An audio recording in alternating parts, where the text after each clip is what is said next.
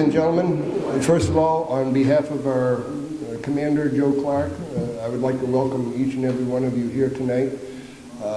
First of all, just some basic information. The ladies' room and the men's room are straight down that hall. We do have coffee and some refreshments over here for you to enjoy. This is going to be filmed. First of all, I'd like to thank Bob O'Connor from coming from Channel 2, the educational channel here in Littleton, because we want to get the message out to all the residents in the area. Anyone during the proceedings of this informational program, if you do not want to be filmed, or if there's a private issue that you do not want addressed publicly, then please make that announcement so you're not on camera. We respect everyone's rights here, and we're just trying to abide by your feelings. But again, thank you to Bob O'Connor for coming up here, and it's my privilege at this time to introduce John Barrett, who is our Veterans of Foreign Wars State Service Officer. Again, we do not require that you be a VFW member. This is an open forum to the community where we're trying to get the information out, which John will explain. John is our service officer for the state of New Hampshire, and he is very well informed. He's the guy that's out there. He becomes your power of attorney through the Veterans of Foreign Wars if you decide to file a claim. He assists you in all the benefits that the VA has to offer, and any questions that you have for him, we'd like to get as much information out tonight publicly so that as people watch this program on Channel 2, that they'll be a little bit better informed. But any questions that you have, John will be able to give you all the correct information. At this time, it's my privilege to introduce John Barrett, our State Service Officer. John, thank you for coming. Thank you. Well, thank you all for coming out to see me. It's I know there's more exciting things you could be probably watching on TV. I appreciate it. Just for those of you that do not know who I am, I've been serving as your State Service Officer for 7 years as of this month. As a matter of fact, I took office here in 2005 in October, and it was pretty much the same. I was very sick and nobody could hear me, so I guess some things haven't really changed over time. But I am very glad to be here. What I want to do, if I can, is that I'm going to start by giving you a little bit of information, but I want to just let you know a little bit about me first so you know who I am and exactly what I do. I was hired 7 years ago by the Department of New Hampshire Veterans of Foreign Wars to essentially make sure that veterans in our state at least know the basic information about what kind of benefits they're entitled to should they need them. And he goes, and also the best way to go about applying for them, because if you're anything like me, and he goes, whenever I get a whole stack of paperwork, there's a lot of anxiety involved if it comes from a government agency. And he goes, part of my job is to hopefully make it easier for you, and also to be a translator in a way, taking all that legal VA Greek and turn it into a language that you can understand and go, well, why didn't they just say that? That's easy for me to do. So part of my job is to make sure that you understand exactly what it is that you're going to need to do when the time comes, and make sure that it is as least stressful for you as possible when we go ahead and we assist you. The other reason why I have started doing these classes over the last couple of years is because I used to have so many ladies come in after their husbands passed away with boxes of paper and all kinds of things that were a mess.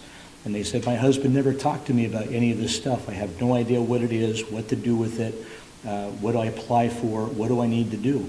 And that's one of the last things that we want after you've lost somebody you love very much, to try to figure out all this stuff. That makes life more difficult for you than it has to be.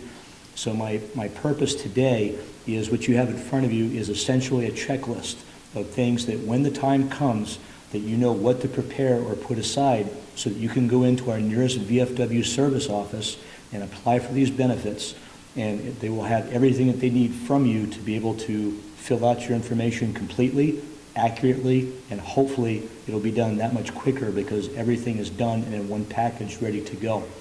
That's my goal for today. Every case is a little bit different. This is only meant to really just give you a basic good start. That way, if you have no idea what to do, this is for you to just make sure that you can prepare and just have this stuff and get it ready when the time comes. Think of it like, how many of you played Monopoly when you were a kid like me? You remember how they used to have the get out of jail free card? It was nice to have, but you hope that you never needed it. But it's good to know it's there just in case. Think of it that way, if that means, if you understand. What I would like to do is start out with, if you have a pencil or pen with you, I'm going to give you a very important phone number that I need you to take down right from the start. This is for our office. These are for my colleagues that run our VFW service office closest to you, which is at the White River Junction facility. The number for the office is 802-296-5168. And there's two people that work in there. My colleague that works for Vermont, his name is Mr. Kevin Stewart, and his assistant, his name is Tommy Flanagan. She's a terrific lady. Do you need me to repeat that, or are you okay? Okay. The reason why I want to make sure you have that information is that I'm based out of Manchester. I want to make sure that you have somebody you can go to that's much closer when it comes time for you to file all this information. Because A, gas is very, very expensive. And I know that you might like a nice trip to see Manchester, but if you don't have to go, especially if the weather isn't good, I want to be able to save you from that and make it hopefully easier for you. Because the goal is not what's easier for us, but what's easier for you, the ones that need the help. So I just want to make sure you have that. Because they do a lot more work than we do at the hospital, what I would encourage you to do is at least give them a call before the date that you want to go down to make sure that there's going to be somebody in the office and so that they're not doing outreach or what have you, to make sure you don't get down there and find out the door is closed. Because that's an awful lot of traveling. I want to make sure that you get down there and see somebody when you get down there. That's very, very important.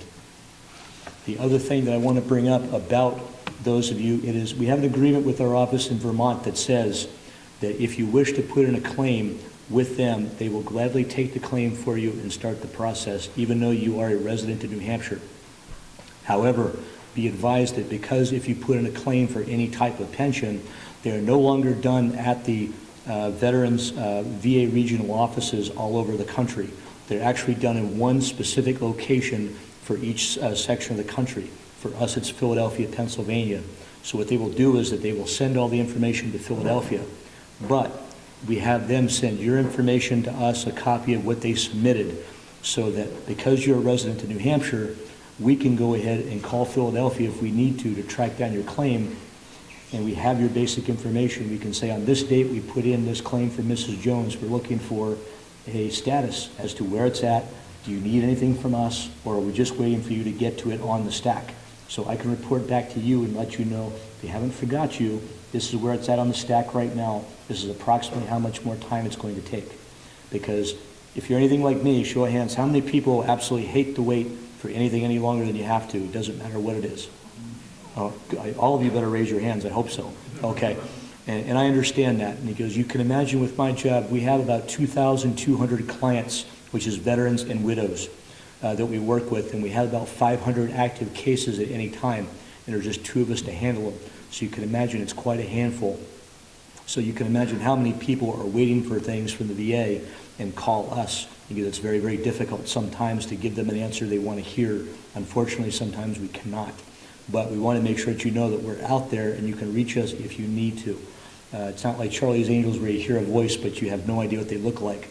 That's why I'm here, because I want you to see, for better or for worse, this is me. It doesn't get any better than this face, but this is who I am. I want to make sure you know who you're talking to at the other end of the phone. If at any point that I've had too much coffee and I'm going a little bit quick for you, I do sometimes do that. Just make sure to let me know to put on the brakes or go back if you need me to discuss anything a little bit more clearly for you, okay? That's all I ask. And I know Tina's very good here at keeping me in line whether I like it or not, so between all of you and her, I'm sure I'll be okay. Do you have any questions about the information I've just given you so far about our office at White River? Are you okay so far? Okay. There's no snoring, so I'm guessing that's a good sign. That's good. If you would, please, because I gave each of you one of these handouts. I'm going to start to go through this now, and I will go, I'll tell you what page that I'm on so you can follow along closely. And if you have any questions, just be sure that you can write notes or do whatever you need to do as we go along, okay? And please feel free to stop me if there's anything on there you need me to clarify, expand on, or go back and discuss a little bit more. Please do. The first page that you turn to is essentially the things that we're going to be covering today, as you can see. What I want to start out with is, as I've already explained to you, the reason I do this class is because I had so many ladies come to the office just beside themselves because their husband left them all kinds of things and they had no idea what it was, what to do with it, or anything. That's why I want to make sure that you ladies are very well informed, so when the time comes, that's one less thing you hopefully have to worry about. That's my goal. I can't take away the loss of someone you love very much, but if I can make it easier for you to deal with in the aftermath of it in this way, then that's my goal. I want to do that if I can, so that you're a much better informed person and you know what things that you may be entitled to. That's my goal here tonight. How many of you have tried to discuss this with your husband or your other half before, and they haven't been really keen on talking about this subject? Has anybody? No? Okay. Well, all right. This is just for you, sir, because I want to make sure that you understand this. The thing about this is, how many of you have already prepared life insurance, so in the event something happens? How many of you have prepared wills? Don't think of this as anything different. This is another way to make sure when the time comes that the people that you love will not be left behind with a mess and other things that they don't know what to do with. Try to make it easier for those that you're going to leave behind. That's the whole goal of this. Some of our veterans are not keen on talking about this, but when I sit them down and say, would you want your wife to go through this stuff without you? Can you imagine how upset she'll be with you? So when she catches up with you in the hereafter, when it's her time to go, you're going to have to hear about this for the rest of your life, all for eternity. You don't want to do that, right? It's true, but I say it that way to be kind of lighthearted, but I want them to understand that I understand it's difficult for them to talk about, but I want them to do it for you, if it's not for them. That's why it's so darn important. So this is for you ladies, basically, and if you need some motivation to help you guys talk about this, that's why I'm also here as well, okay? All right. If you would, please, if you turn to the next page, which says Checklist for Spouses/Widows. Is everybody there? What I wanted to do to make this very, very easy for you, so if you're preparing in advance for something like this, this is basically a checklist that these are all the things that you should bring to your VA, VFW service office in order for them to assist you and to be able to put in a claim and be able to fill it out completely and accurately and make sure it's done to the best of their ability. So what I'm going to basically do is just go through everything on here to make sure you understand what it is. And if you have any questions, I can go ahead and expand on it a little bit more for you. The number one thing is the Veterans Discharge Paper, which we sometimes refer to more often as a DD-214. Now, some people that served during World War II, I understand that it was not called that. And he goes, we understand that. The basic thing we're looking for is the document that shows the date that he entered service, the date that he left service. That's the key. So even if it is not a DD-214, that's the important information that we need.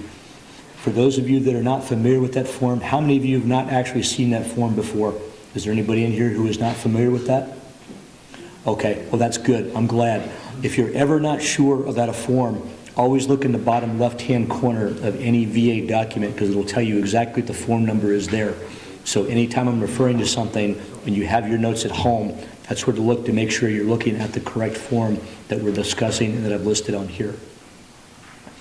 If you do not have the DD-214, there's a couple of things that you can do. One is that you can contact via email, and he goes to National Archives to request the copy, or B, if somebody was, for example, a member of this post, and he goes, in order to be a member of this post, you needed a copy of the discharge paper to determine if you're eligible or not. You may be able to do that there as well if you do not have one at home. Another option for you, if time is really of the essence and you don't want to wait, you can actually go through a congressman's office. I'm not sure the folks that are up here, but each of them have people that specifically deal with veterans-related issues. You can let them know what it is that you need, bring your identification so they know who you are in relation to the veteran, so that they know to go after this stuff and it's okay for them to do so on your behalf. The thing about having a congressman's office do it is when it gets to Kansas, to St. Louis, and it has the official seal of a member of Congress on it, that's their cue to not put it on the top of their desk and put their coffee cup on it and let it sit for a while. That means get your behind in gear and try to get this to them as quickly as you can. That's why it's a good thing to use if you need it. Don't ever feel like you're putting out a member of Congress when you ask them to do this, because we all pay taxes, right? And he goes, some probably more than we want. The thing is that part of that money goes to pay for their salary, correct? And he goes, they're supposed to be working for us. So don't ever think that you're putting them out. That's what they're there for, to help us. So please don't ever hesitate to do that if you feel that it's quicker for you to do it that way. That's an option for you to always look at if you do not have those available to you. Is that fair enough? Yes, sir. John, besides your DD 214, there's one other piece of paperwork that sometimes is very helpful, especially to people in the Navy who may have claims with mesothelioma, which is your 201 file, which can be applied for. And everybody should write that down on this piece of paper that I just passed out.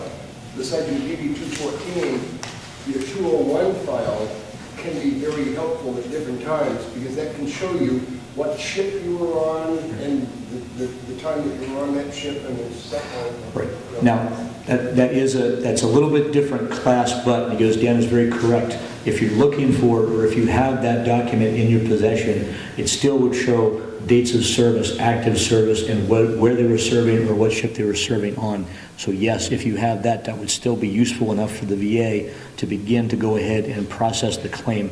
They will try to go ahead and obtain the original DD-214 if it is available, but that will at least get them to where they can start on the process in the meantime while they're waiting for that. That's a very good point. Thank you very much. Yes, sir. If you add to that, that also gives you all the information about any medals that you may be entitled to.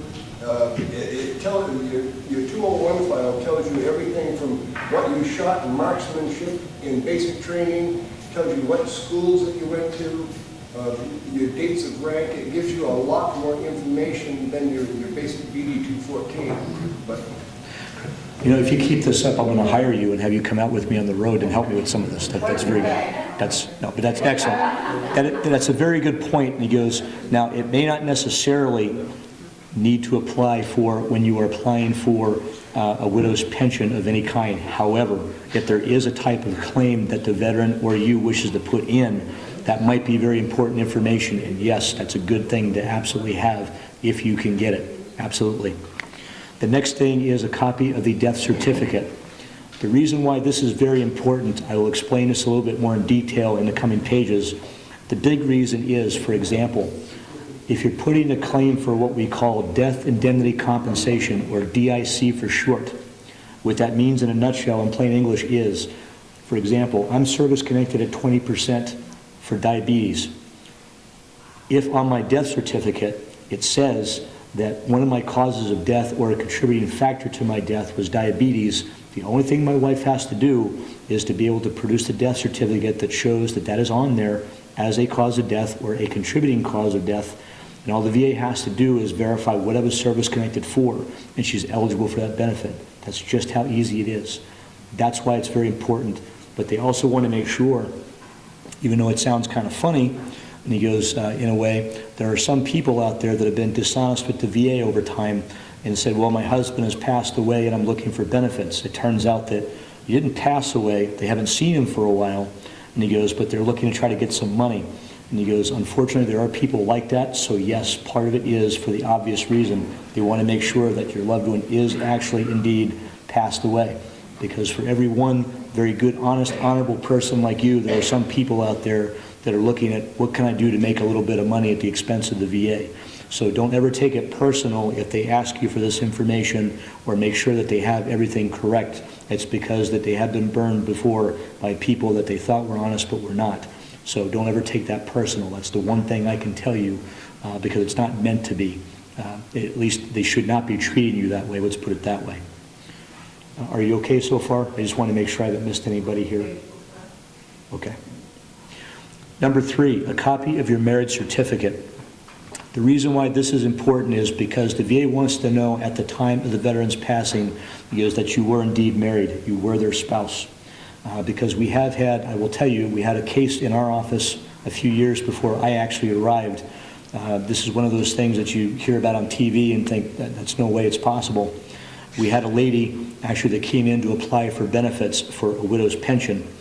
What happened was that the man she'd been living with had died and he was a veteran.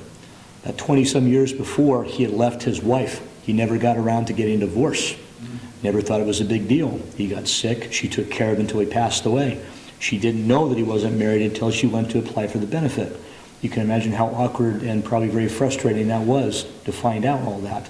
So they just want to make sure that you are who you are and that you were indeed married up until the time that the veteran passed away. This is another one of those things. Yes, ma'am? What if you are like considered common law? How does the VA recognize common law marriage? I've actually had that question in Nashua this last weekend, and in my own experience, I've never had that actually happen. I've had civil unions between same-sex people, not had that.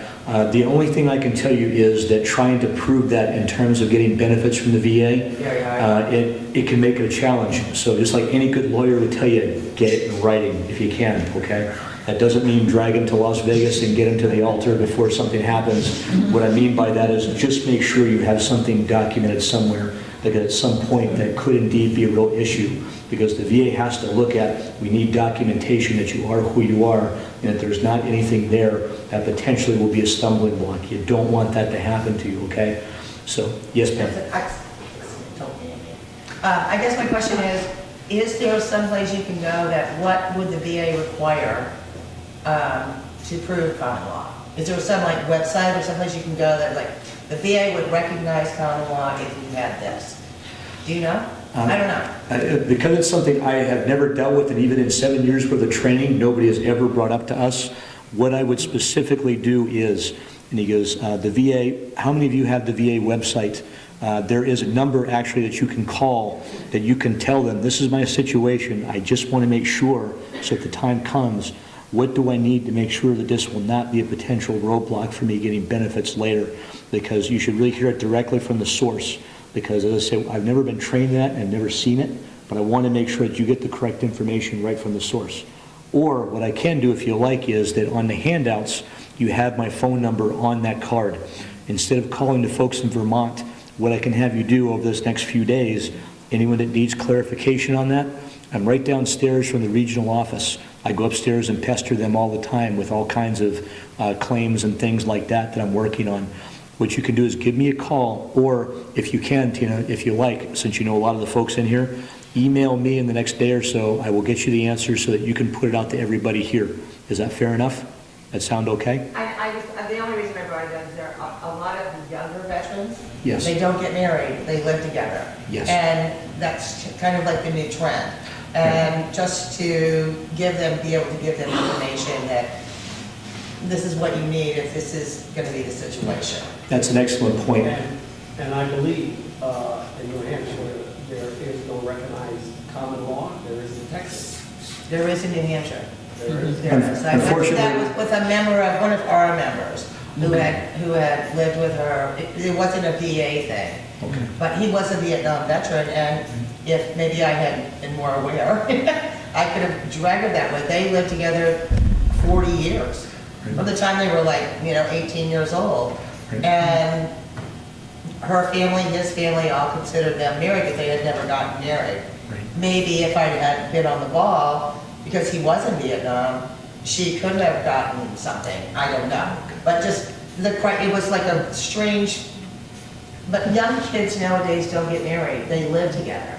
And just to have that information for them, I guess is why I asked. I'm sorry, I didn't mean to butt in. No, that's okay. The gentleman brings up a very good point that yes, because I'm not as versed in state law as I am in terms of benefits being with the VA. And he goes, so common law, yes, as he pointed out then, is not recognized within the state. So yes, and he goes, more than likely that would be an issue.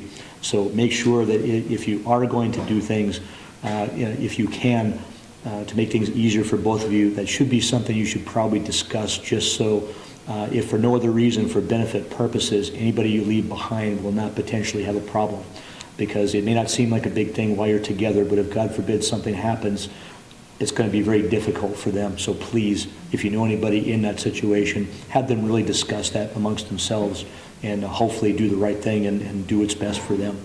I'm not an advocate of, I'm not telling you hurry up and get married so you don't live in sin or anything like that. That's not my place, but for benefit purposes, if it's easier, please consider that, okay? All right, to continue, oh, I'm sorry, sir, yes. What if you're divorced and you're remarried, can your first wife try to get in on it, even though you're divorced and she's remarried? The only situations, did everybody hear that question? Okay, good.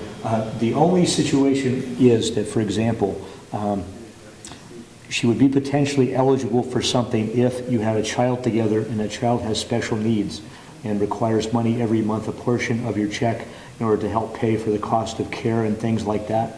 But generally, and he goes, no, and he goes, once you are, once your ex is married again, they would not be eligible for anything, regardless of if that person is a veteran or not. And he goes, but it should not, because we do have people that go quite a while between their first marriage, like when they were younger and in service, and then get married again.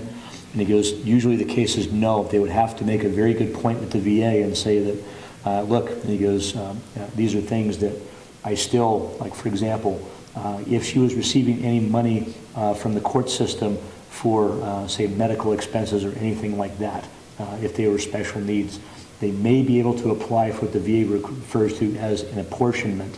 However, those are very, very difficult to get, and if you've been divorced, it's very, very difficult, even more still. And he goes, so, but that's generally the case. That's how the VA looks at it. That if you're remarried again, and it's been quite some time, that usually no, the widow, your first wife rather, would not be eligible for anything at that point. Okay. Yes, ma'am. I know. No, that's okay. Just kind of, I didn't hear what his original question was, but if, say you were, another scenario in my head, you were married, you were married, you got divorced. While you were married, you had a child that was maybe had emotional issues or disabilities. Okay, you're divorced. You've been divorced for a long time. If one or the other never got married, you never got married again, either one of you, and the veteran dies, does the ex-wife from 20 years ago have a claim on that? That's a good question. That's something that I do not see. And he goes, but that's something that always can happen because folks do sometimes wait a while in between marriages. The basic thing is that the questions that I would normally ask of anybody is this. One, and he goes, was this a product of when the veteran was married to somebody else?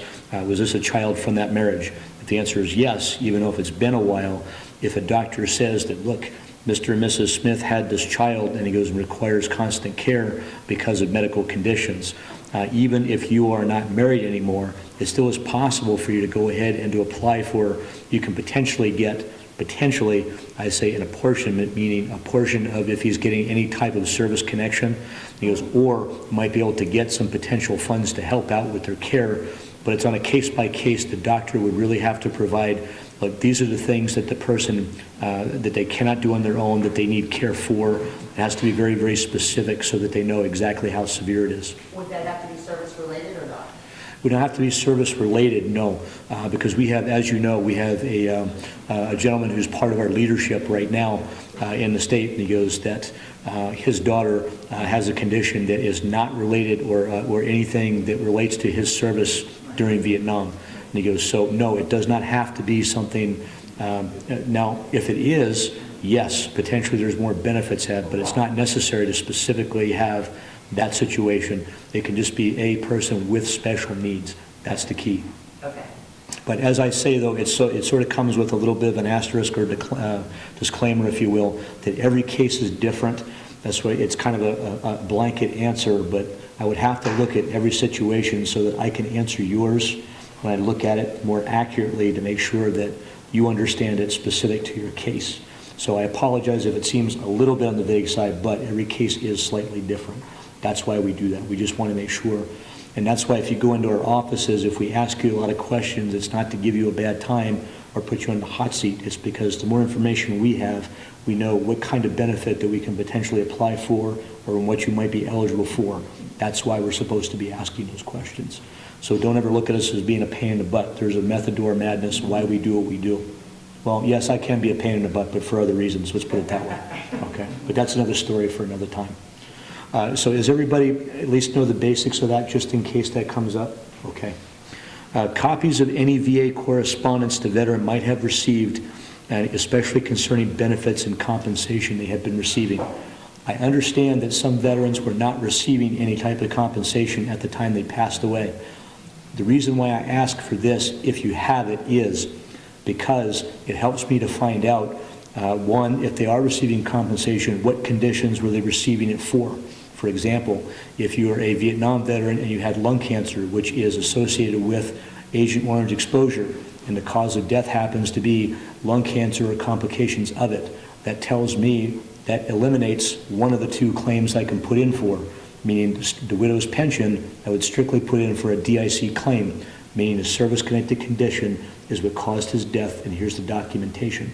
That helps me so that I can figure a claim out a little bit more accurately right from the start, so that we can make sure that everything is as it should be, so the VA can work on it without any issues uninterrupted, knock on wood, once they get it. That's my goal. The other thing is that if they are not receiving any kind of compensation, that tells me then it would be a widow's pension and not a DIC claim. That's why those things are very important. That's why I ask for them. Because even if you're not sure, if you bring me that information, I can usually go ahead and have enough to sift through and figure out exactly what was going on before you came in to see me. So it's a little bit of detective work involved sometimes, but that's where you can help me a great deal if he did get anything at all. If you don't have anything, that's more than okay. We can still, through a Social Security number, verify through the VA if there is any claims active, if he's receiving any kind of payment for anything, or whatever the case might be. So, but if you do have it, yes, bring whatever you have with you. That does help. Does that sound okay? Can I have just a show of hands, just unofficial? How many of you do receive VA benefits at this time for either compensation for service-connected disabilities or anything like that? Anybody? Okay. All right, in your case especially, and he goes, if, depending on what you're service-connected for, and out of respect for your privacy, I will not discuss that here, but, and he goes, that's one thing, that even if you don't have everything in your file, or you kept everything, anything that you do have, make sure that it is along with the checklist, so that when they go into the office in White River, at least that's a good start for them, at least to know where to look, so that they can determine which claim to put in to make it easier for the folks that come in, okay? Okay, the last VA compensation check the veteran received just before their passing, or just after their passing either, if they were receiving compensation from the VA.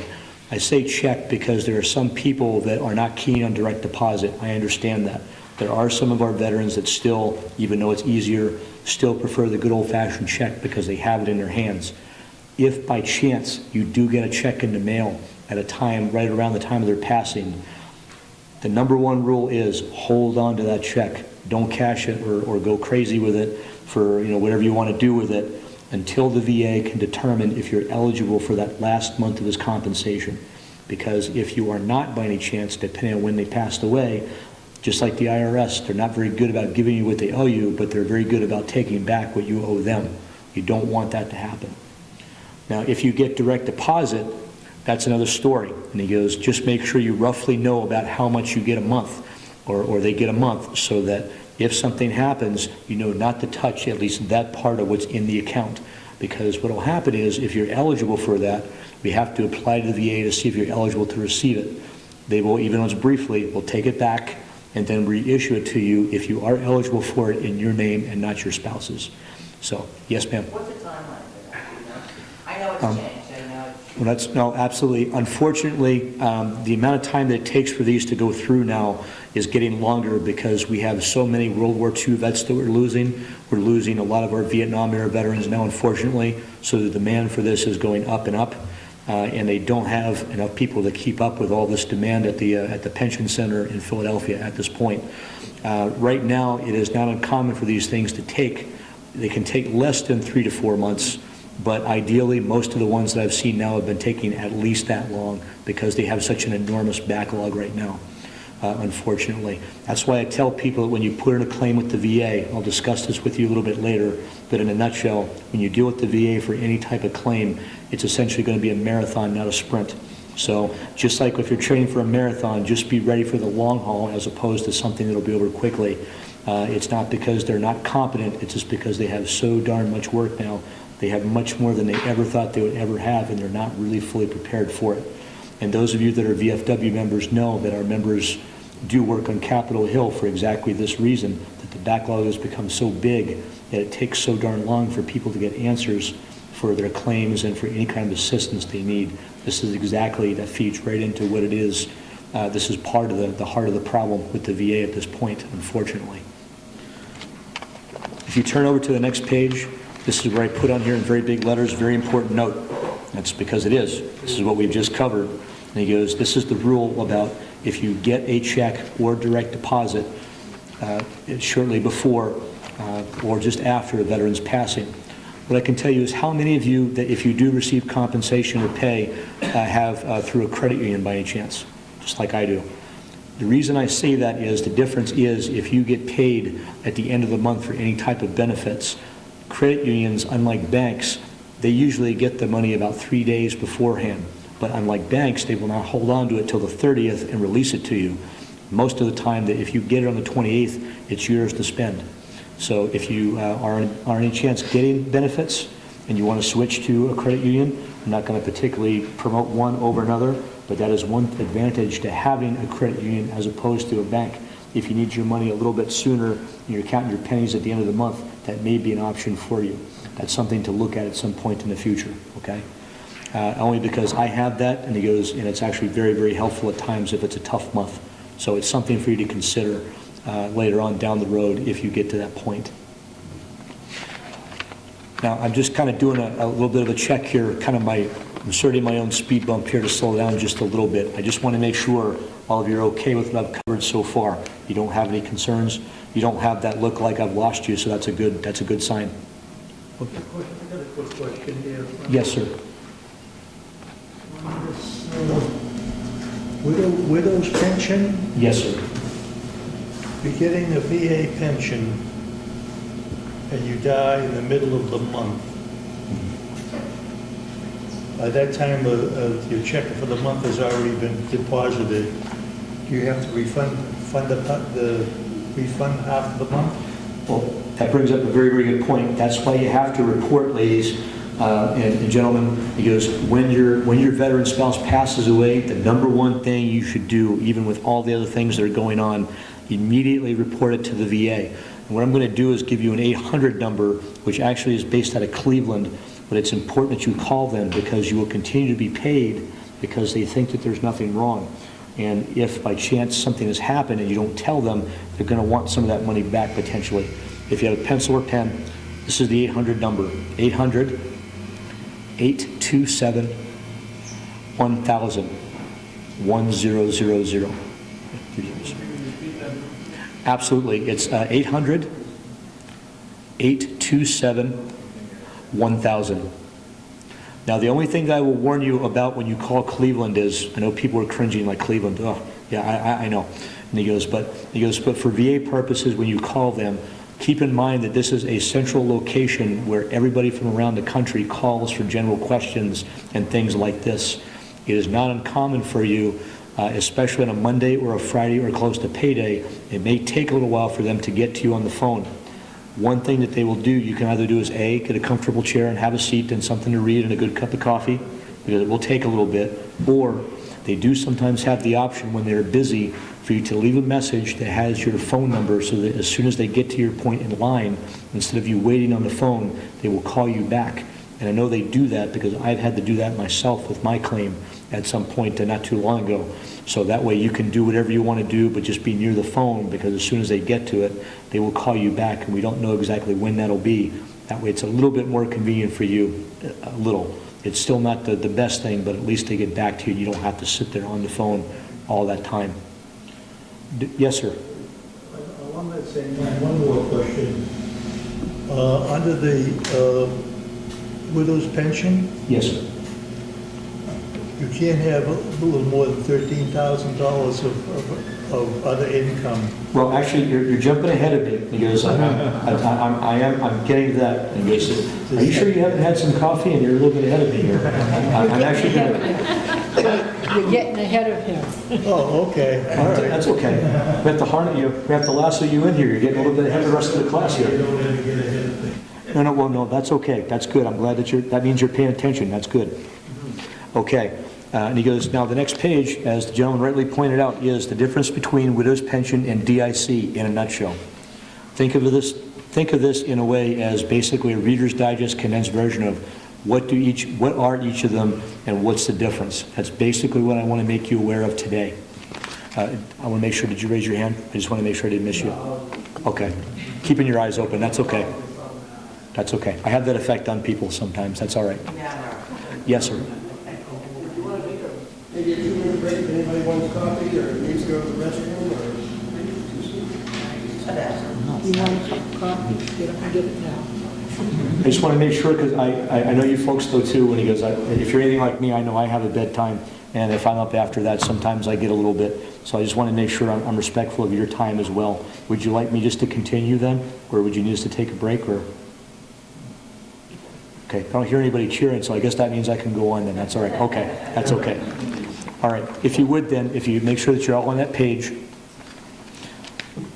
Every case is a little bit different, as I've said before, but this is just basically so you know, essentially when somebody talks about them, or when I discuss them with you in the office, or you go to Vermont to talk to them about these, that you understand basically the terminology and what the difference between the two are. That's essentially all this is, just to help you with that. A widow's pension is a type of pension compensation frequently granted to widows of veterans who did not die as a result of a condition that they were service-connected to for and receiving compensation for. For example, he goes, with me, as I'm a diabetic, and he goes, I'm service-connected for it. If I should die, say, of something, for example, a brain hemorrhage or something like that, or something along those lines, just for an example. And he goes, that because it's not related to what I'm service-connected for, my wife would have to put in what they call a widow's pension and not a DIC claim. That's the difference. So that's why that feeds into what I was telling you before. If you have a list of things that your veteran spouse is service-connected for, it saves me from having to go up to the VA and dig through and find out what they have. I can hopefully just look on the documentation you bring me and say, okay, I can match this up, lung cancer with, that's on his death certificate, so I know exactly what to fill out. It'll take me much less time. That's why we are that's why we want to know the difference between them if we can. Yes, ma'am? Is the compensation between Nick and widow's pension, is the amount the same? That's a good question. There is a slight difference. I do not have the chart with me at the moment. I apologize. And he goes, but essentially for widow's pension DIC, it's roughly, well, for DIC rather, it's about $1,000, a little bit more than that a month. Now for widow's pension, that brings up a good point which I'm about to get to. Oh, I'm sorry. Oh, no, that's okay. You're keeping on top of this. This is good. The determining factor for widow's pension is not whether or not you're service connected for anything, but rather it's going to be based on, it's essentially a financial means test. What it means is what your income is for the 12 months leading up to the time that the veteran spouse passed away, which means that's anything from life insurance that you get paid as a result of them passing, any kind of investment you receive money for, if you receive money for rental property, if you were to go to Mohegan Sun and make a nice bit of money, and whatever the case might be, lottery, any type of Social Security, anything like that is going to be income that they're going to check. And he goes, and the income threshold, as the maximum income threshold, at least this year, is about $13,400. Now keep in mind that Congress usually changes the cost of living a little bit every year, so it goes up slightly, but it does not really keep up with real world people like you and me with how we spend money and have to pay bills. Unfortunately, it does not, and it's very, very tough to reconcile those two. Congress has been very stubborn about that. So, which is putting it very mildly, yes. He goes, now, if that's the case, if you make more, say, for example, for your Social Security than the income threshold is, what you can do is that what I will ask you for is if you have any out-of-pocket receipts for medical expenses that you or you paid for your spouse, for either of you or both of you, in the last 12 calendar months, because the VA will take that information and subtract that money that you have for there from what you make for your income. And sometimes that'll make you eligible and bring you below the income threshold. Sometimes it does not. Keep in mind that what this means is I'm going to ask you something like, for example, I will just take you for an example, not to put you on the spot, ma'am. And he goes, that's okay. He goes, what I want to find out is, do you have a regular pharmacy that you usually go to? Yes. Okay. Most people that I know usually have a card because it saves them some money every time they go. Do you have something like that or something similar? Like CVS would have, just to basically earn points or what have you? Okay. Well, if you did, he goes, one thing I would ask you, if you don't keep all the receipts, is I would have you bring your card with all your information to that pharmacy and ask them if they can please print up a copy of everything that you have paid for out of pocket in the last 12 months. Because it basically will be on several pieces of paper, and it's much easier sometimes than sifting through a big stack of receipts if you do not have them. So that's why I've had some people look at me and say, well, it seems like a lot of work. I said, that might make the difference between you being eligible for the benefit and not. And don't forget, there's a lot of things that fall under the category of out-of-pocket medical expenses. Everything from things like copay, even if it's several dollars, every time you go, he goes, it's still money. And he goes, also things like hearing aid batteries, anything from things like if you buy reading glasses, if you have to buy any type of special type of undergarments because you have a condition that requires them. Anything like that that you would buy from a pharmacy, cold medicine, aspirin, over-the-counter medications, anything that's out-of-pocket medical. If you pay for example, you have to go to the hospital and you have to pay for the ambulance trip, keep the receipt for that too, because that's medical, that's related. Anything like that I'm going to ask you for, and ask you to kind of go through your memory over the last 12 months and find out, did you have to take them to a hospital? Did you have to go to a hospital? Have you had any therapy? Have you had any kind of care? Those are all things that are very important, and the one that you miss might be the one that makes the difference in whether or not you're eligible to get this benefit. So I don't do that to be a pain in the behind. Again, as I tell people, it's because I'm trying to be thorough to make sure that we don't miss anything, because it may make the difference whether or not you're eligible for this. So it's sort of, as the expression goes, there's a method to my madness, and what that is that we just want to make sure we've accounted for everything that may make a difference. So please don't, I was going to say, don't shoot the messenger. I do this because I'm trying to help you. That's why I'm asking you if you have this information available. Yes, ma'am. Yeah, what if you use the VA pharmacy and you have to have a copay because it's not service connected, but you use it at pharmacy? What I would suggest to you is that before I became 60% service connected earlier this year, because when you reach 50% or more, you don't have to pay for your medications. If by chance you usually got for any copay, generally did you get something in the mail that says this is how much you owe?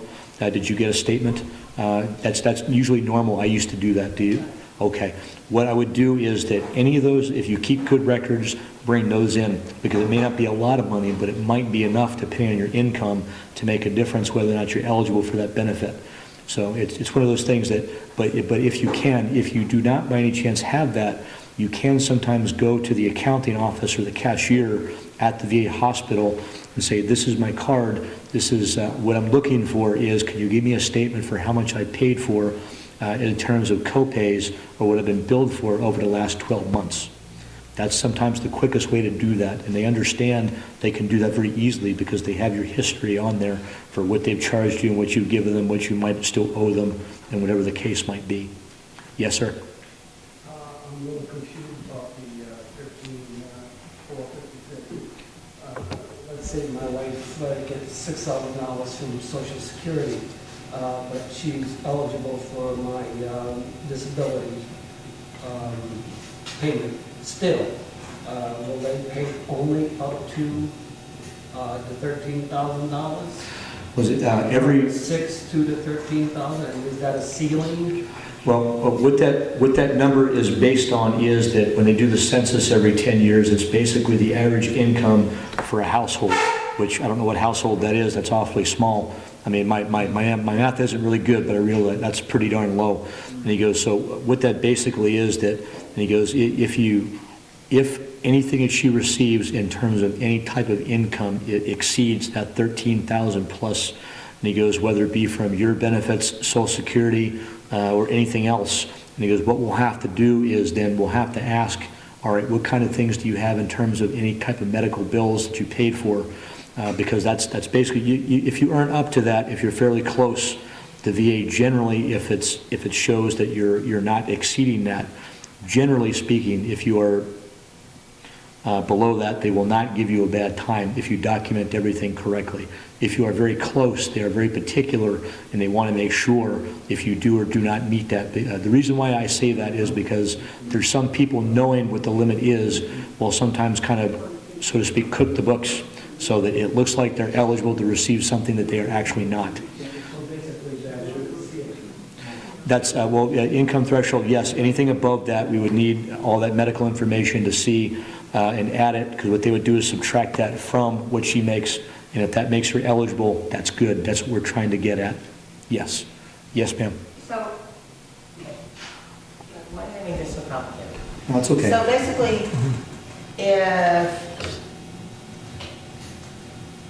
if I made $4,000 a year, and the ceiling is 13, they gap it between 4 and 13? Or if I'm under 13, do they just give you the 13? Make it simple for me, George. No, that's okay. He goes, now, what the 13 is try to explain this to you a little more clearly. The 13,000 is not what you would get a year for the benefit. That's just strictly based on national average. If you make more than, think of it this way. When we were kids, we went to the amusement park. And those things you have to be this high to ride this ride. Okay, think of it that way. If you are above that number that they've set based upon their data for what people make over across the country, and he goes, yes, that would mean that you are in excess of what you can have to be eligible for this benefit. So that's when we make sure to go, okay, what do you have for medical expenses? What have you paid for in the last year? So if you are well below that, and because what they will also do is the IRS, they can interact with them by way of computer, so that if you're saying 4,000 and you might actually be, say, I'm not implying that you are, don't take it that way. He goes, but say that you're making 25 actually, and he goes that's their way of making sure that yes, this is the only income that she's been taxed on that she seems to receive. It should be well below the income threshold. She should be eligible. And he goes, so that's just a way of making sure of keeping an honest person honest is the nicest way I can put it. So if you made 4, you would be eligible and you would get 13? He goes, no. He goes, Well, I know that's not. No, he goes, no. He goes, no, it's not.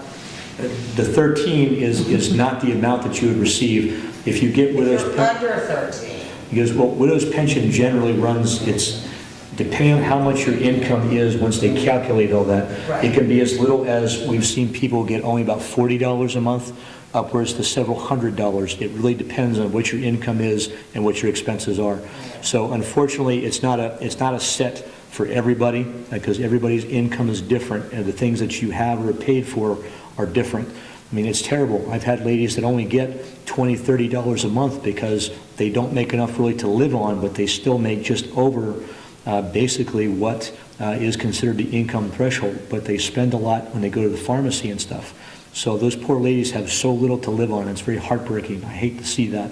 He goes, but the way that the system is set up now, somebody in their infinite wisdom thought this was the best way to approach this problem, and it does a lot of people, especially a lot of sweet ladies out there and widows, a real injustice, because nobody can live on that. As far as I'm concerned, it's awful. But that's the best way to answer it, is that's why income, and specifically what you make and what you spend, those are the two biggest factors that will determine ultimately how much you make.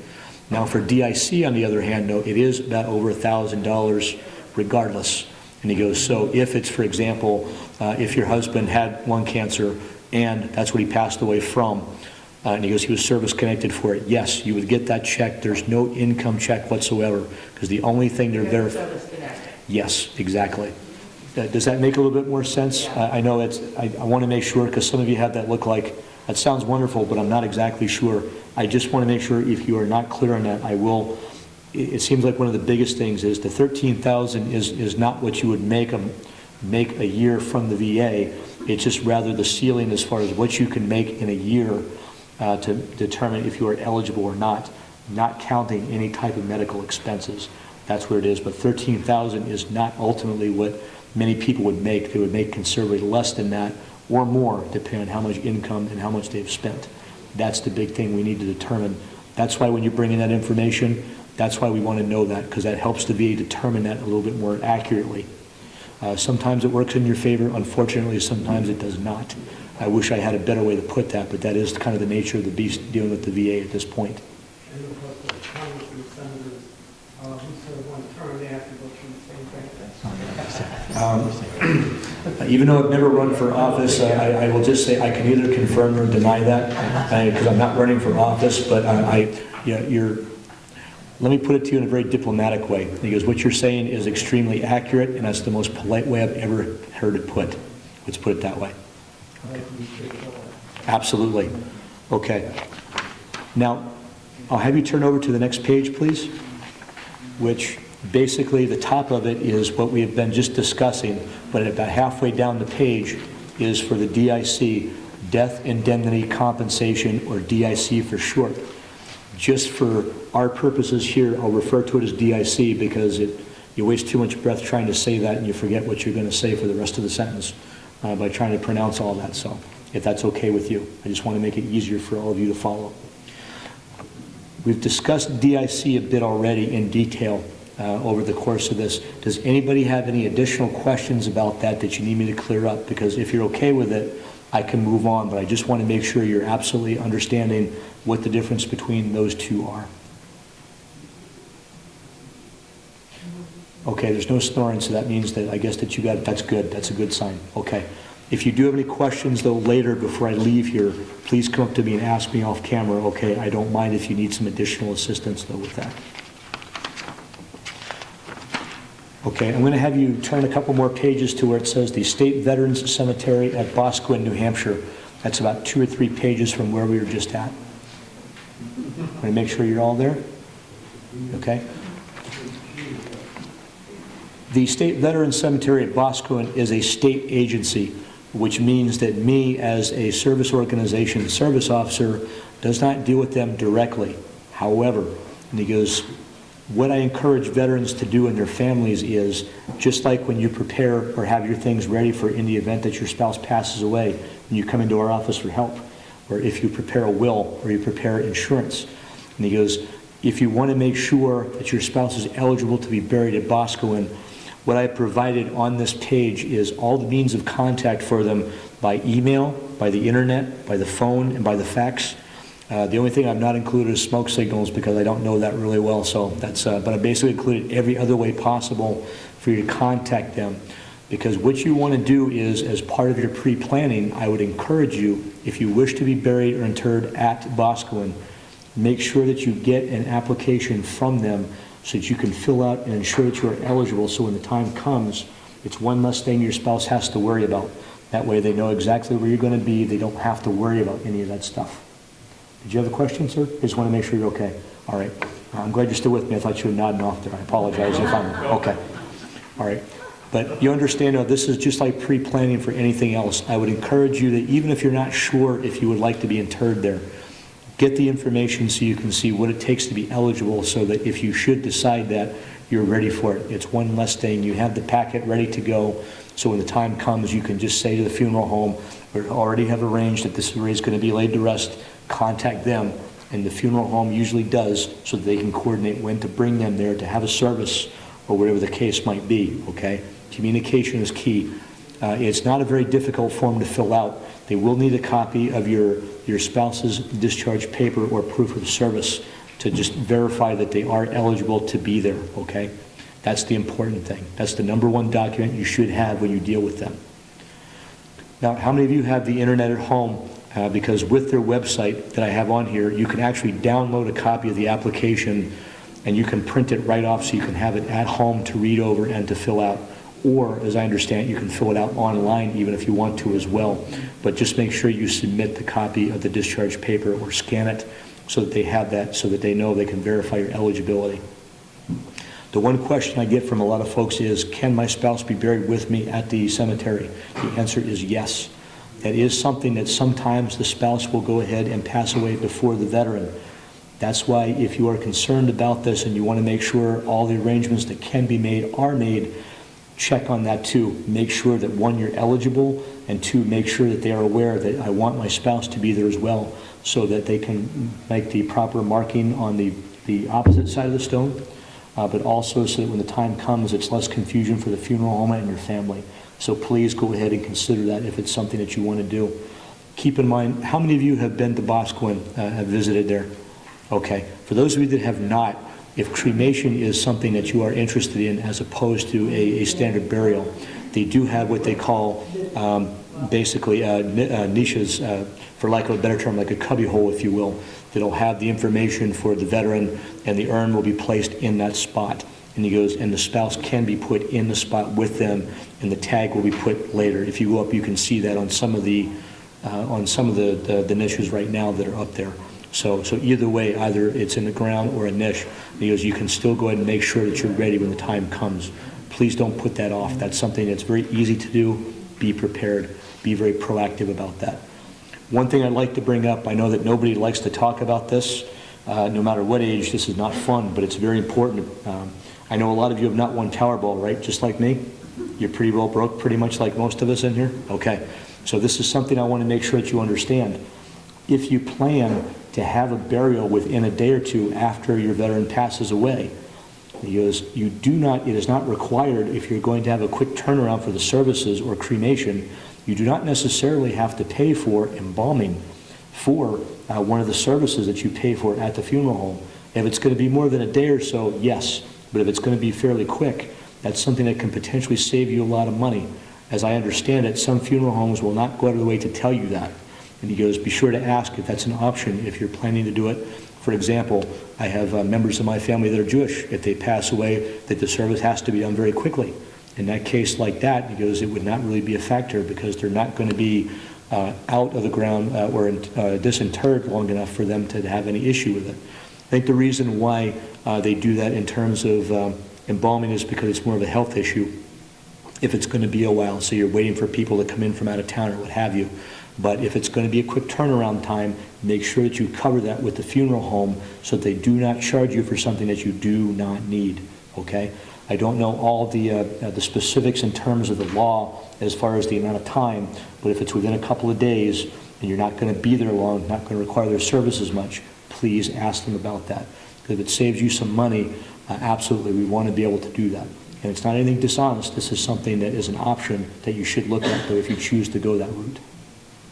As I apologize for bringing that up, it's not a fun subject, but I want you to know that because money's tight for a lot of people, that is a way that you can potentially save a little bit of money depending on your situation. If you're like me, I've drank so much coffee, my wife says I'm not going to need any of that anyway, but if you're not like me, and he goes, that might be an option for you potentially. It's okay for you to laugh, because I know this is a serious subject, but I want you to be comfortable with talking about this because it's very important that you know these things, okay? And as Dan will tell you, yes, I am like this in real life without a microphone too, so what you see is what you get.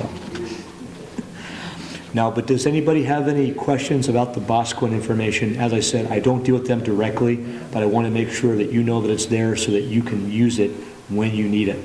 And please do pre-plan if you can, because peace of mind is everything at a time when you lose somebody that you love, okay? All right, we're going to turn over to the next page. This is one of my least favorite subjects to discuss, but it's important that you understand it. This is about the Pension Management Center in Philadelphia. Usually I'd have nice things to say about the Philadelphia area because I grew up in and around there. But when it comes to the Pension Center, unfortunately, it does not extend to them. Just so that you know, at one point up until several years ago, the VA, if you put in a claim for widow's benefits, they would be handled at your closest VA. For example, it would be over here in White River Junction. Somebody with the VA in their infinite wisdom who's never been out in the real world, I don't even know who they are, and that's kind of, sometimes you're better off not knowing. In their brilliant idea of thinking, they looked at the numbers and thought it would be a great idea, instead of having all these different regional offices take care of these, to take all this workload off of them, and in every section of the country, the east, central, mountain, and west, have one center out there to take care of all this, basically one-stop shopping. It's a great idea on paper, but if you're out there in the real world, and he goes, I can tell you that it sounds good on paper, every theory does, but when they actually put it into effect, the downside to that is it used to take sometimes a matter of about 30 to 60 days on a bad day, if they were moving slowly, for you to get your information and some kind of answer back. At this point, it is taking between 10 to 12 months for a pension claim at least before you get word either way if it's been granted or denied, because the workload is absolutely enormous. Because think about it, what is the largest retirement area in the United States? Florida. And that's part of our district, unfortunately. So as a result of all that work they're getting there, it makes everybody else's claims, unfortunately, it slows down the process because they're just being so overrun with them. It's not that they don't know how to do them, it's just that nobody planned on having this many when they thought this was a brilliant idea when they first started. I don't tell you that to discourage you. I tell you that because, as I mentioned before, that whenever you put in any type of claim with the VA, it is basically a marathon and not a sprint. I wish that I could get them to go faster on this because I know that a lot of good folks out there need the money if they're eligible. Unfortunately, the only way that we can potentially get them to move up a claim is that if you are terminally ill, if you are homeless, those are the only ways that potentially we can get them to see if they can speed it up a little bit. And even at that rate, there's a lot of people in that category as well. So it may make it go a little bit faster, but not as fast as we would like it to be able to help you. As I said, I don't do that to discourage you. I just want you to know that before you go into this, this is the situation that everybody from around the country is facing, no matter what pension management center that they're dealing with right now. They're trying to train people so that it'll be easier and quicker for these things to go through. But at this point, it's going to take a while to train those folks so that they know enough to be able to be good enough to help process these things. So, because I get a lot of people that yell at me because things are taking so long or they think that their claim has been lost, and it has not. One thing I would encourage you to do is, because I understand that my colleagues in Vermont may not run their office the same way as I do, what I would recommend is when you put in any claim with them to send to the Pension Management Center, what you should do is ask them if they can give you a copy with the official time date stamp on it from the VA. Because in the event that for some reason something gets lost in the mail or anything, once they put it in, you have proof of when you put it in. Because the VA does, brace yourselves, this is going to be a shock. Sometimes they do lose paperwork. They're a government agency. I know you're stunned by that, I can tell. But see, in my office, my goal is that I don't want it to be our word against theirs if they lose something. I always make a copy of everything because if it comes down to we can't find it, so as far as we're concerned, you never put it in, I have proof that they did receive it, and we have an agreement with them that says that they will take our stamped copy as proof so that they can continue to work on a claim if we have it. So I'm one of those people that I'm very, very particular about that. I've had some people accuse me of being anal retentive about that, but I said, well, if you mean that I care enough to make sure that if something happens that we're going to be okay, then that's fine to call me that. I would rather everybody be that way, but that's just the way that I run the office. Are you okay with that information? I know that's probably the least exciting and happy thing that you will hear me talk about today, but it's important that you also know that aspect of the process as well, because I deal with them all the time. I call in Philadelphia and have them dig up these folders and tell me, where is it at? Do you need anything from us? Is there anything that we can do to help you move this along? Are you waiting for anything from us? That way we politely tell them we're still out there, and if we can help you, I'm going to put a cattle prod in your behind to get you to try to do this a little bit quicker for them if you can. That's why I do it. And if the VA thinks I'm a pain in the behind, so be it. My job isn't to be their friend. It's for me to help you navigate through the VA system and hopefully help get you what it is that you're entitled to. That's it. And if that means I'm not popular with the VA and I make them work more, they make a lot more money than me. They need to do that anyway. That's my philosophy on that. So I hope you're okay with that. That's the way I run my office. And I will tell you at this point, and I know that at least a couple of people in here can tell you that my philosophy is very simple. If you come through my office, and he goes, my goal is that if it were your office and I was coming and looking for help, I would hope that you would treat me okay and not treat me like I was just a case number. Yes, we have an awful lot of cases, but you're a human being. And he goes, you've lost someone you love very much, or you have things that concern you a great deal. I would want you to treat me the same way. That's why I run things the way I do in my office, because it's very important, because I can't turn around and be upset with somebody if they don't treat me well, if I'm doing the same thing back. Maybe that's just kind of believe in karma, just like do unto others. But that's basically how I run my office, and I try to do the best I can with that every day. So I hope that's okay, because I don't think I'm going to change them. I don't think my mom would let me, so you're stuck with me the way I am. So. Okay, now the Pension Management Center, I've essentially covered the information that I have on here, and since this is the least fun part of what I discuss, if it's okay with you, I'm going to go ahead and continue on. One thing that I do want to bring up at this point, I'm going to discuss the form, but I want to discuss with you another benefit briefly that you are potentially eligible for. If you pay for your funeral expenses for your spouse, even if, for example, it's only for, say, for cremation or embalming or for services and transportation through a funeral home to get them to Boscawen, and he goes, and not actually, there's no cost for burial plot or anything like that. He goes, any money that you paid and you have a receipt for, you can put in a claim to help recoup some of that money. If your veteran is not service connected, it's only about $400 to $500 that you will get back, but it's still $400 to $500 that you can get back in your pocket. What we would require from you at that point is just a receipt for what you have paid for from the funeral home, because I'm going to discuss with you the name of the form that the office should be filling out to help you with that. But I just want to make it aware when you have your checklist, if you turn back to that page briefly, just scribble on there someplace, receipt of everything of expenses paid for at the funeral home. Now, we understand that there's some people that have paid for these things in advance. If you have paid for them in advance, especially years in advance, there is not anything that you can recoup. This is only for folks that if you need the service and you pay for it right then so that it can be done when the time comes, that's what it is. But if you're part of like a co-op or a group that, like the Cremation Society, I understand some folks belong to that.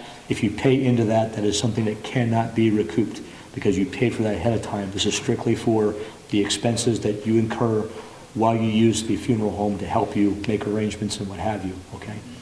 So, yes, ma'am. Is there a time limit on that? Like There's a year or 2 years or something? usually, and he goes, I don't have anybody, in my experience, there is no time limit. In any training that I've ever gotten, the VA has been very specific. They don't say it has to be within 2 years, so the answer is no. If you've never been compensated for it, and it's been a couple of years, he goes, bring in that information and we can put that in. Just as long as it shows that you paid out of pocket for that and it's in your name, and he goes, then we can help you get back some of that. We just need a good readable copy of what you paid for. Like an invoice from the funeral home that shows how much it is that they've asked for, how much you paid for, and we can do it that way.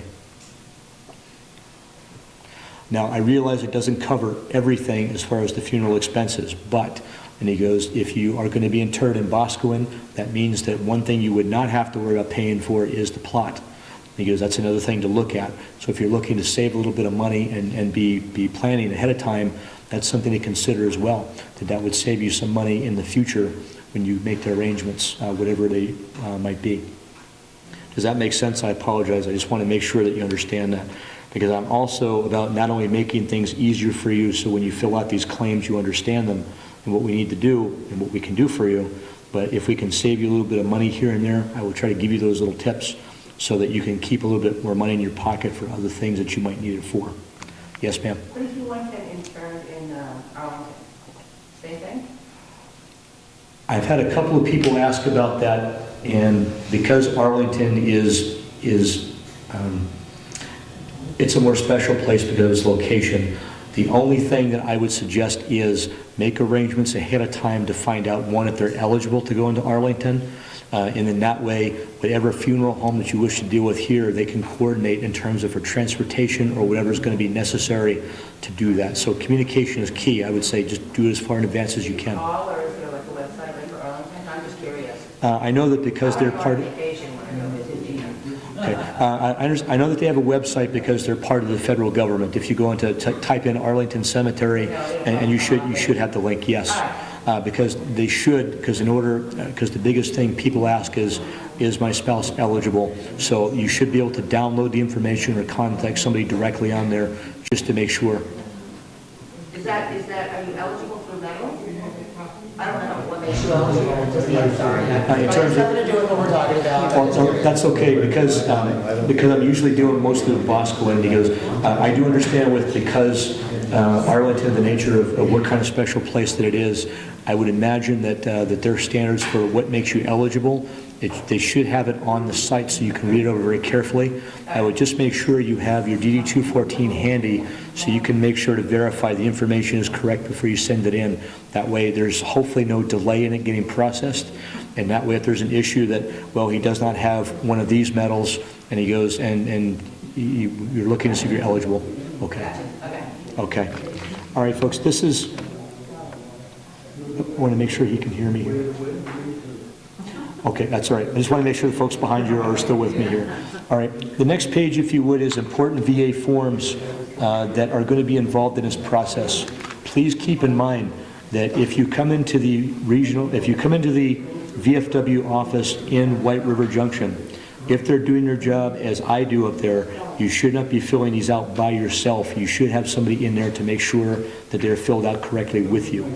Or at least that's how I do it in my office. If you have any concerns, I would say make sure you sit down with them there to make sure it's done as completely as possible so that you don't have to go home and go, you know, darn it, I think I missed something or this isn't right, I got to go back. Make sure that you ask them to spend a little bit of time with you. If they give you a bad time, this is something I want to go on record as saying, if they give you a bad time about filling that out, I want you to call me, and even if it's long distance over the phone, I will walk through it with you over the phone.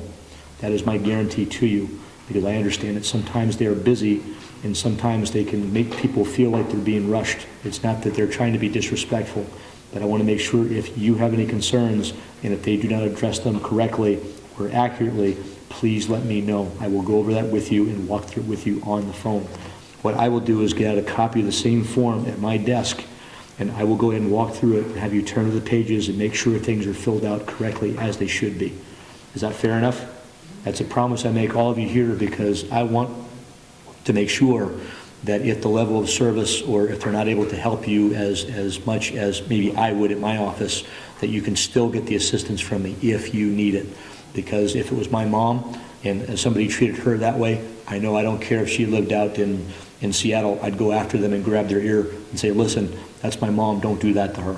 And I would not want any of you to go through that either. And I know that Tina wouldn't put up with that with anybody, because she's all like my mom. I pity the poor person that gives her a bad time. But I say that out of respect and love, because she's a great lady, and I know all of you are in here. All right.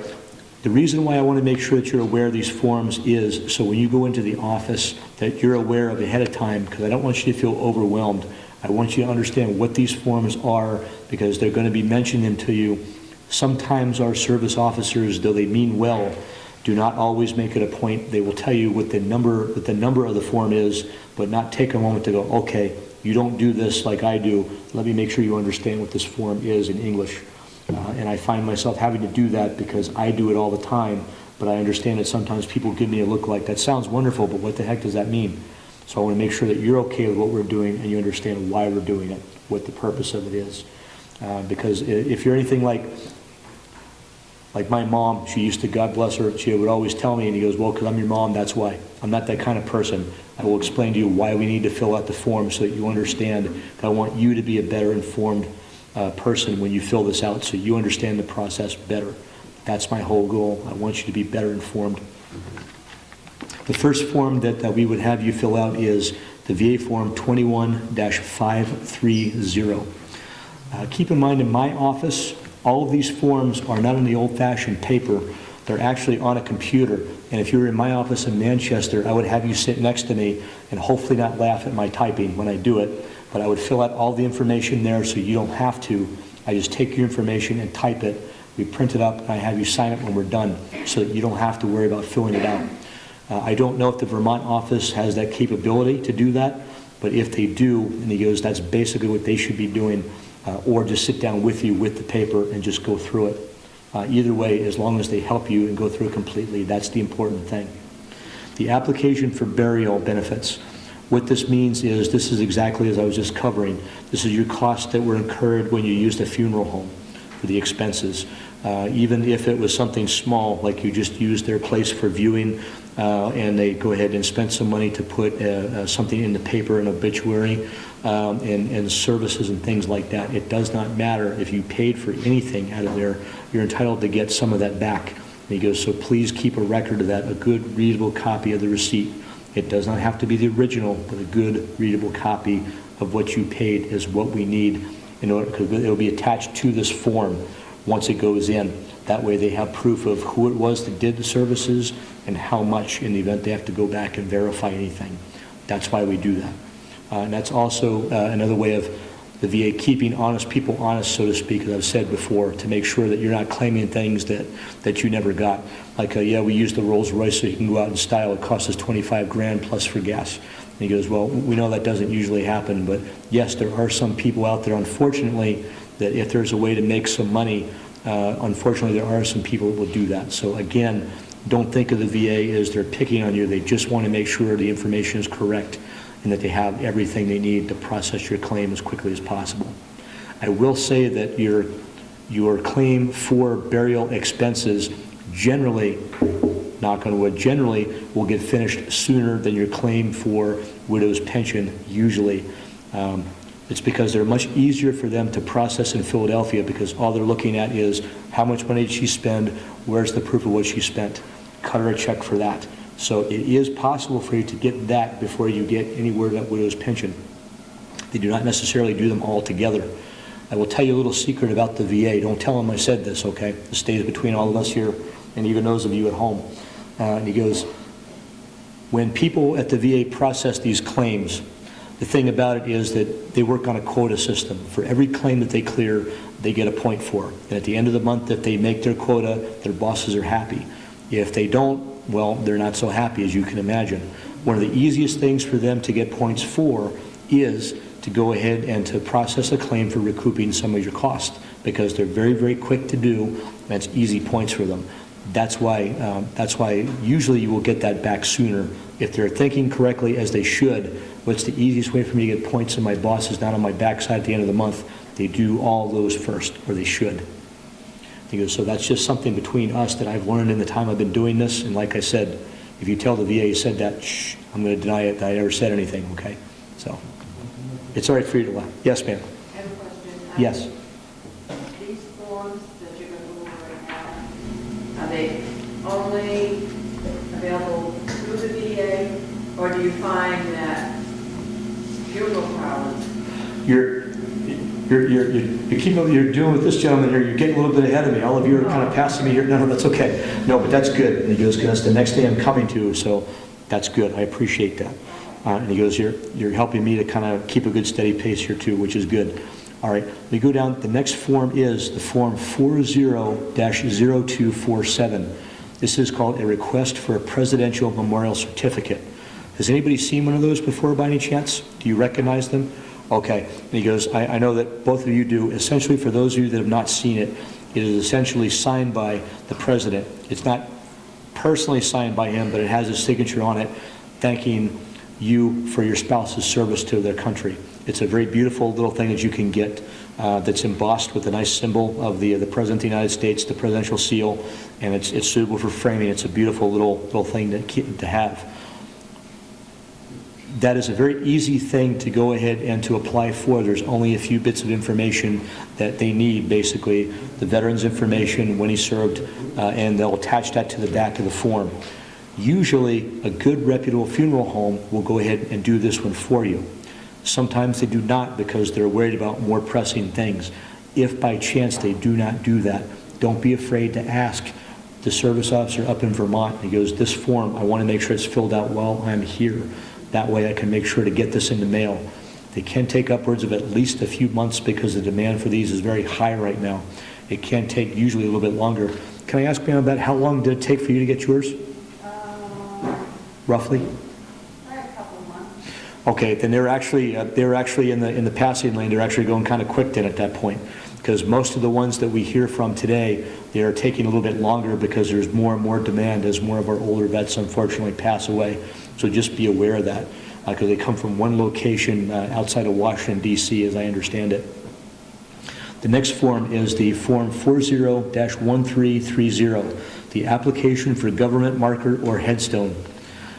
If you are going to be interred at Boscawen, and he goes, as you know, if you've been there, there's really only one type of stone that is in there, and that's to make things more uniform so folks can do maintenance and things like that on the property easier. And he goes, the biggest thing that you would have to do in that case is make sure that you attach a copy of the DD 214 that shows the dates of service, so that information can be correctly put onto whatever stone or marker that you want to put in place on the grave site of the veteran. Now keep in mind though that this also, if they are not being buried at a veterans cemetery, you can still use the same form. What will happen is that you'll have a contact block on there for whatever cemetery that you want this to go to when it's done, so that when it's finished they know who to contact and where to ship it to, so that when it gets there the caretakers can let you know that we're going to go ahead and put this in, so you know when to be here when that time comes. What I would encourage you to do is that if you are one of those folks that does that, I would encourage you to let the cemetery know ahead of time that you've done this, and let them know, this is my number when it comes in, don't forget to call me. Because sometimes if they're busy, they do forget, because it does take some months sometimes for these to get to you. I want to make sure that that way when it's there, it's being put in, that you're able to be there to see it actually put into place or see it in where it should be. The only thing I will tell you is if you already have an existing stone and you try to put in a claim for this, they will not grant it. The only thing that they might do, however, there's a new addition to the back of this application to where you get a medallion actually that will actually stand up beside your stone. I think you've seen those already, have you not? Okay. And essentially what it looks like is a folded flag, essentially is the shape of it. The only problem with these that I understand right now, if you want something like that, is we've had a lot of reports of people stealing metal markers from cemeteries because the metal is valuable. The only thing I would caution you on is think about that if that's something you want to do, because that may potentially happen. We hope not, of course, but just if you keep that in mind, it's not actually affixed to the stone itself, okay? That's very, very important to know. Do you have any questions about that form? Because like I say, everything is, the nice thing about this form is that it shows every type of stone. So if you're going to be interred somewhere else, it shows the designs that are available, what kind of symbols in terms of religious symbols, Catholic, Protestant, Methodist, what have you, that you could put on there, and all that information. It's very, very easy to follow. I put it this way, it's got lots of pictures, so it makes it easy even for a guy like me to follow. Let's put it that way, okay? No laughing over there, I heard that. I have a question. Yes, Who sir. do you contact if you want to get these forms? Well, he goes, one, he goes, you can go to the service office. You don't know any of these forms that, in case the widow wanted to obtain these forms. Now it says up on top, if you email, copy these email, you'd have to have the form to do it. Well, because what you can do is, for example, if you're one of the folks up here that maybe does not have internet access, as I understand the Post does, correct? Because what we can do is, if you want the forms and you do not have the ability to get them at home, and if you're a member of the Post or from the area, what they can do is type in the number of that form and they can print it right off the government website for you so that you can have them all together in one place at one time. That way it's very easy for you. You don't have to wait a long time. It's very quick, just a matter of a couple of minutes. You can get it just like that. And he goes, that's one of the quickest, easiest ways to do that. Or if you want, you have my information, my business card stapled to the top of the information that you have here today. If you want, you can even give me a call and say, John, instead of me going down to bother folks at the Post, would you be okay with sending them to me? Just make sure I have your full name and exactly what forms. Just tell me on this which ones you want me to send you, and I'm glad to do it at no charge to you whatsoever, if you want to do it that way. Is that fair enough? Okay. Okay, sound like a deal? Okay, I'll be waiting for you to call. You're a fellow Navy man. I'm expecting you to be good on your word there. It's okay. All right. It goes, the VA Form 21-534, application for widow's pension or DIC. When I fill this form out in my office, and he goes, if you click this as a DIC claim only, what will happen is you will find that half the form that you would ordinarily see in paper form is not there, because that information is strictly financial information that you would need if you're filling out a widow's pension form. So if you come in, it might be kind of confusing, but what it does is the computer automatically takes out the stuff that does not apply, so I can finish the form and filling it out much quicker for you while you're sitting there. But essentially, it's the same form to fill either or. If you are filling out for widow's pension, just be aware that there's going to be a lot of spaces on there for what your income is, what your source of income is, and value of your property, and things like that. That's going to be on there, and that takes longer. So if you are one of those folks that I fill out for widow's pension, that's where all that financial information, whatever you have available, I'm going to ask you to bring to help me fill that out as completely as I can while you're there. And that's what they should be doing at the office in Vermont as well. The reason why I say should be is because I understand that even though we do the same thing, everybody that is the captain of their own ship and kind of runs things a little bit differently. So I'm not sure if he does things exactly the same as I do, but in the end he should be ultimately trying to accomplish the same goal as I would, which is what we're discussing here right now. Okay, the next form is at the VA form 21-22, power of attorney form. Now, if you're anything like me, sometimes when people mention the word lawyer, you kind of cringe. Between them and the IRS, those are probably, and dentist, those are the three words that make me cringe the most, I think, out of any in the English language. All the power of attorney form is, when you sign that with our service office, is only for a few very specific things. One, there's no money involved. We do not ask for any money because we are a nonprofit organization. What it does in a nutshell is three basic things. One is it allows us to legally have you sit in the office and allow us to prepare the forms for you and also have access to the information that we're going to need to fill out those forms completely. Two, it's going to allow us that whenever you get any correspondence from the VA while they're processing your claim, it'll allow us to get a copy. They will send us a copy of whatever they're giving you because they know that we are your representative. So if you get something in the mail from Philadelphia and say, I have no idea what the heck all this stuff means, can you explain it to me? I can pull out my copy from the file and go, okay, get your copy and sit down here at the phone. I will go through exactly whatever you have a concern about and walk through it to make sure you understand it completely. That's what I do. I just want to make sure, because 90% of filling out forms is anxiety, trying to figure out what the heck does all this stuff mean.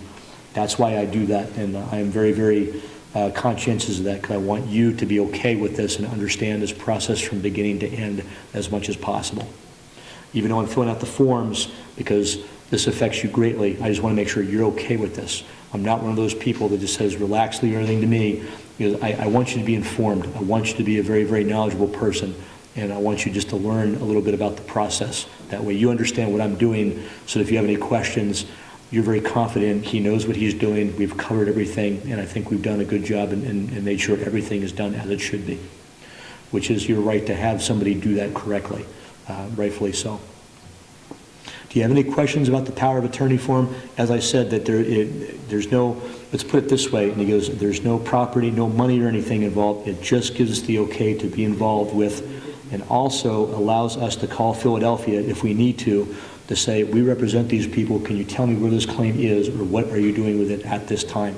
They can type in the information and see representative, Veterans of Foreign Wars, and they know it's okay to talk to us about that, so we can relay it to you and let you know what's going on with it.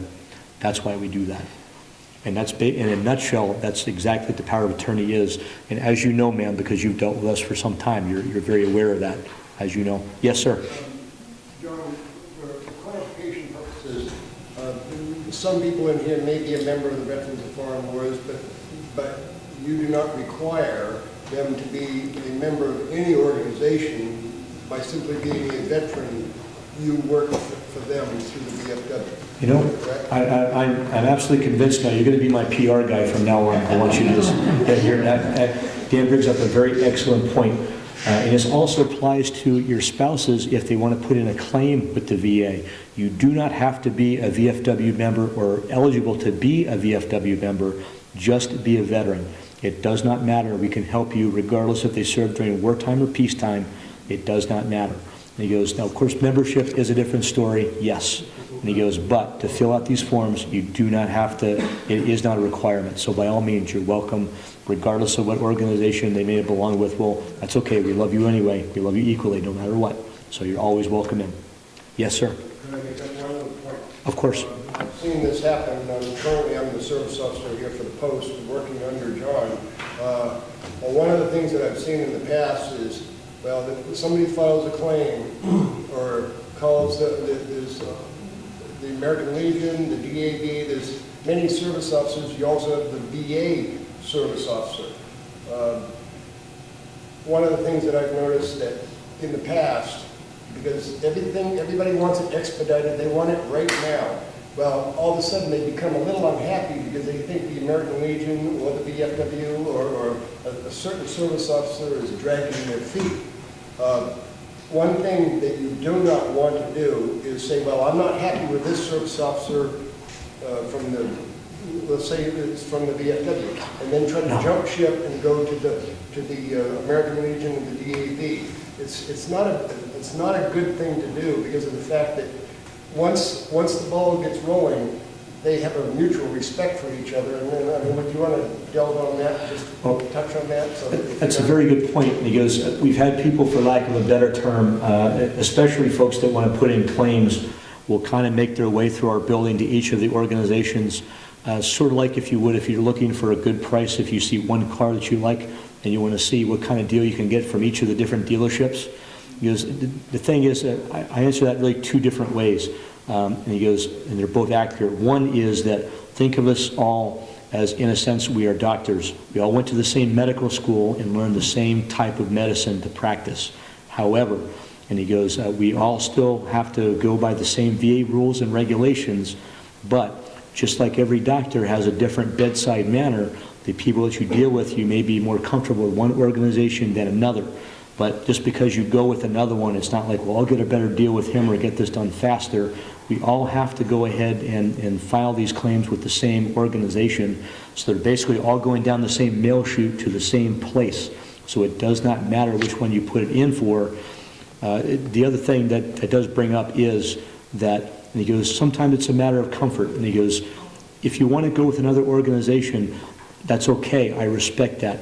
The only thing that I am concerned about is just go with somebody that you know that you can work with, that you can talk with, you feel comfortable with, because this is going to take a while. You want to be able to have somebody on the phone that you know they're not going to bite your head off, or you're not going to, or it's not going to be an uncomfortable working relationship. You want someone that you know is going to be okay, that you feel good enough that you're going to put this in their hands and take care of it. I take every case very seriously. Yes, I have more cases that I know what to do with, but that does not mean I don't take them seriously, because I don't want any one of you to ever at some point, either if my wife is out or if I'm somewhere, to come up to me and go, that's the guy there, he doesn't really seem to care very much, I'm just a case number, he just put it in, I never heard from him again. I don't ever want to be that type of person, and I've done a very good job of it so far. I don't want anybody to ever say that about me. Yes, we're busy, and it does take a little bit for us to get back to you sometimes because of the work, a load that we do, but I do not ever want to ever treat anybody that way, and I hope nobody will ever say that about me either. That's something that, well, one, because my mom would fly up here from New Jersey and she would let me have it, because she taught me better than that, but because that's the proper way to treat people, and that's the philosophy that I live by and how I run the office, as a lot of people I think in this room probably already know. Yes, you had a question? And does somebody raise their hand, or were you yawning, or you just want to make sure? Oh, okay. I thought one of you did. I apologize. But usually by jumping ship, you're going to compound or confuse the issue between various service officers. Well, that is true, and he goes, because think of it this way. I have some veterans that, for example, if they put in claims, they're not happy with an organization, they want us to help them. I usually make it a point, I have to ask them a lot of questions. Well, what have you done so far? Let me see what you have already completed. Because as I explained to them, think about it like I'm coming into a movie theater about halfway through the movie and sitting down next to you and going, okay, what have I missed? Catch me up on what's going on already. So you want someone that's going to be there from beginning to end, because the disadvantage for you is that if you go to somebody partway through the process, they haven't seen and had a chance to make sure everything from beginning to that point has been done correctly. They're going to be, if they sign a power of attorney with you, they're going to be inheriting whatever it is that they've done. So that's why he goes, try to stick with the same person. Things happen, I understand that. And he goes, but if you can, just try to be consistent, because that way the level of service you get hopefully will not be affected in a negative way. because they're on board, they're on the same page as you, and they understand what has gone on up to this point. So, like I say, if you go to somebody else, I mean, they're all good people upstairs. I'm kind of biased. I like our office an awful lot, though. So, but that's just my feeling on it. Okay, I'm going to finish this up here because I know you folks have some other things that you want to finish, though. The VA Form 21-2008, the application for a United States flag for burial purposes. There's a couple of ways you can go about this. One, you can either have the funeral home fill this out for you because it's a very, very small form. It only kind of looks like a pay stub, basically. It's about that big. Or two, you can bring your death certificate for your veteran and their proof of service, meaning a discharge paper, to your local post office because they should have a good supply of them there. You can get one that way. Or three, if you happen to be at the VA regional office, bring that same information up to the regional office service office, a desk up there, and they can give you one there too. Whichever one you're more comfortable with. There are two of them are much quicker to do. The other one is by mail and will take a little bit. So whichever one it works for you for whatever you want, by all means. I can help you fill out that form if you need us to. And he goes, but those are the quickest ways to do it if you do not want to go directly through our office. Just go up with that information and say, I'm eligible for this, can I get one please? And they have a very large stock of them usually, except for there are times around Memorial Day and Veterans Day where there's a big run on them where people will get them or may get a replacement for one they've already had. Just keep in mind if you get one around that time, it may be a little bit difficult. You may have to wait a little bit, depending on the supplies for wherever you're at. Okay, just keep that in mind. All right. Now, that basically covers, this is essentially what I'm giving you is, for lack of a better term, is a crash course. I want you to know the things that you may be eligible for, the things that you can prepare for so that when the time comes that you can at least apply for to see if you're eligible for, and you have hopefully a better understanding of what these forms are, what they mean, and why they are important, and why keeping good records on your part and your family's part is also very important, because it'll help the VA hopefully process your claim quicker, because they don't have to wait for you to send things if you have all this stuff prepared. So because I just want to make sure that you're comfortable with the basic information I've given you. As I said, every situation is a little bit different. Because essentially the same thing has been happening, that people lose their loved ones. But if it's especially a claim, for example, widow's pension, financial information is much different for one person than another. But I just want to make sure you understand the basics of it and you're comfortable with basically what these benefits are while you're here. Do you have any questions or concerns I have not covered? I want to make absolutely sure that when you leave here, you're okay with what I have covered and you're at least well versed enough to go, okay, I know what to get started on when I'm at home. I've got my checklist. I'm ready to go. How about any of you at home? Are you still awake in there? Do you have any questions? Okay. Now, because I do want to take a moment, though, to thank all of you that may be watching this at home. We appreciate it very much that you're taking time to be with us today. We encourage you that if you are not a member of the VFW, and he goes, and if you are considering it, the post up here in Littleton does some wonderful work in the community. They do some terrific things. They're wonderful people. And he goes, they're also a great resource for any information for benefits and things you might be eligible for within your own community. So I encourage you to stop by and see any of the officers here, or even just stop in to introduce yourself. They'd be really, really happy to meet you. You're always welcome here. And we thank you for your service at home. And we also thank all of you that have spouses that served. We thank you for not only supporting them, but also at times, yes, putting up with us, because we understand that sometimes that's a little bit tough as well. And we thank you and bless you for that as well. Thank you for tuning in today, too.